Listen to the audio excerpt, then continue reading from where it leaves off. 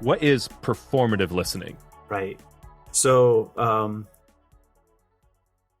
performative listening for me is it's both a way of theorizing listening, and it's a method for practicing listening. I was not convinced by all the literature on listening when I set out to kind of create that book. I wasn't convinced that that's all there is to listening. I think listening is often, this is like a really generic kind of read, but listening is often something we think of as it's either active or it's passive, and it's done in order to accomplish some other task, right? Like I'm listening so that I can understand you, or I'm listening so that I can succeed or whatever. And if I'm not listening, there's something probably, wrong with me or the relationship I'm in with you.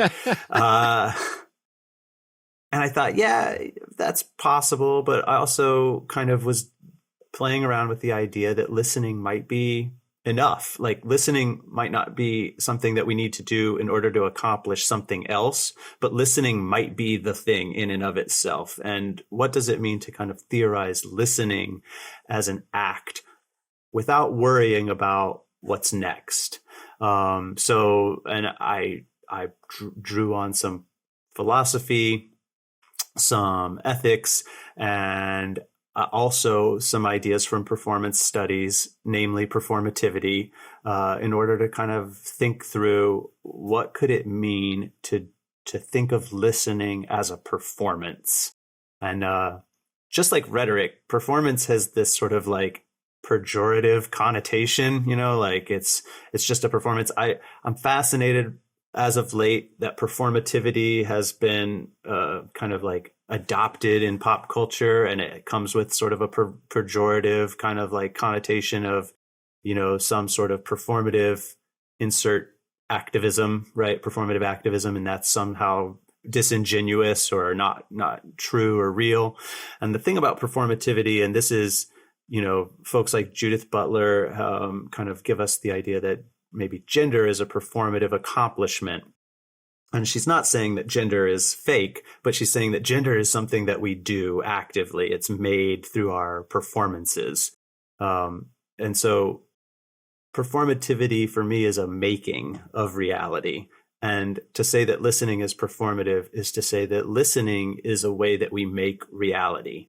One of the authors that I am drawn to is Lisbeth Lepari, who has a theory of listening otherwise, and she's drawing on Levinas's work about engaging with the other. And the idea is that when we listen, we make the other possible. So listening is it's a constitutive, performative force that makes other people. Without listening, there's nothing. And so this is sort of what I'm thinking about with performative listening, is the idea that when we listen, we're making realities. And of course, our listening is always also culturally shaped and informed. So we've learned to listen in certain ways. We've learned to make people in certain ways, or make relationships in certain kinds of ways. Without like doing a lot of extra reading, I would sort of guess that some of the listening for accomplishing tasks, or listening in order to be more efficient in your business, this is a listening that we've learned in order to accomplish capitalism, right? So, if I listen in a way that's efficient, then I'm going to succeed in a certain kind of structure.